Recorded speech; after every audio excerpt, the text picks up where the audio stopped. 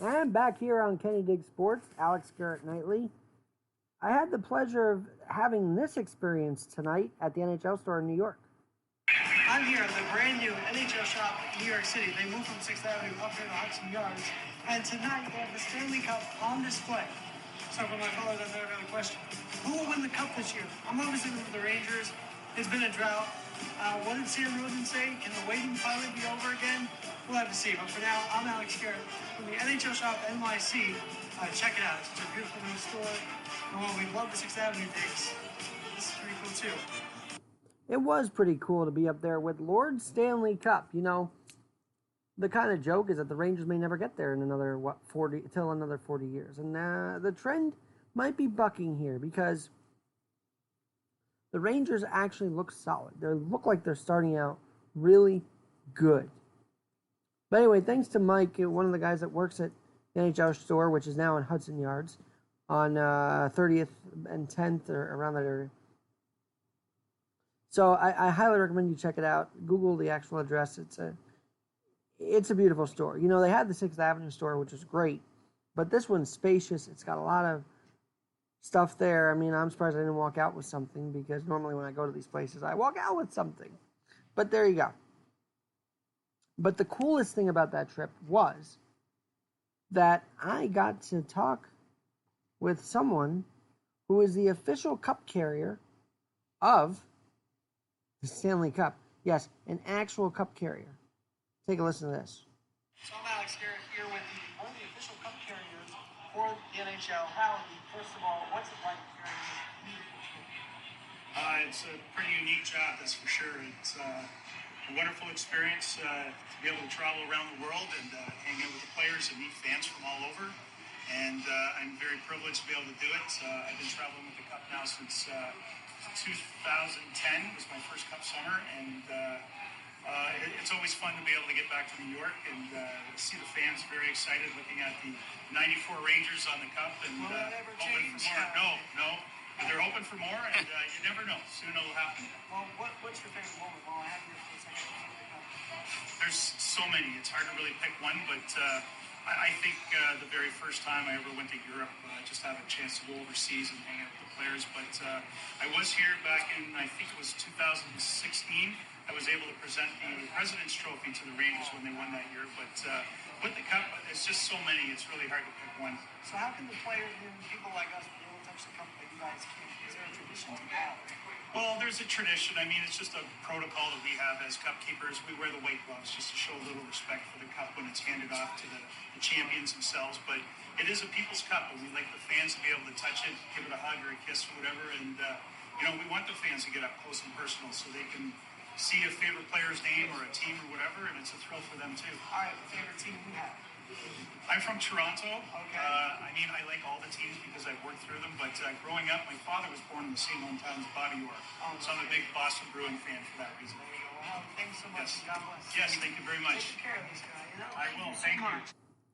Take good care of it, Howie. We know you will. You've done it for 10 years already. And so thanks to the NHL store for making that happen. I didn't expect tonight to talk with a cup carrier. You know, the guys that actually carry it on the ice when they roll out the carpet after a team wins the Stanley Cup. Gary Bettman, of course, gets booed. Before that happens, though, they welcome the Stanley Cup to the ice, and that is the same Lord Stanley, which you can find, it was on tonight. I'm sure they'll bring it back. I'm hoping they bring it back with a winning team. If not the Rangers, maybe the Islanders. Who knows? But, no, that was really cool, and I highly recommend, if you're a big NHL fan, check out the shop in Hudson Yards. All right. We have a few minutes left right here, and I want to talk about Omicron because this thing has spurred more lockdown possibilities. Today, President Biden saying it's no cause for panic, cause for concern, but not for panic. We all know when President Trump downplayed the virus, he got shellacked for it. Is Biden downplaying this and no one wants to care about that? I don't know. But Omicron may be here to stay. I hope not. It's amazing that 2 weeks earlier, the boosters were actually allowed for everybody in America. So you wonder if there was some intel that, something was happening, something was building up. I'm not getting into tinfoil hat wearing here. That's not what we do on Kenny Dig Sports. Just an interesting thought. But the even more interesting thing to me was that Dr. Anthony Fauci said this. So, like I've said multiple times, Chuck, it's in with our own grasp of how we're going to be able to live with the virus. The lower we get it, the lower the dynamics of virus in the community. So, we certainly are not going to eradicate it. Two cuts right there. We're not going to eradicate it, and we're going to have to live with it. So, in my view, this is going to be a virus like it's been, and I know it's severe. I'm well aware of that. But this is going to be a thing where we live with the flu all around us. We live with, unfortunately, measles when people don't get their kids' vaccine.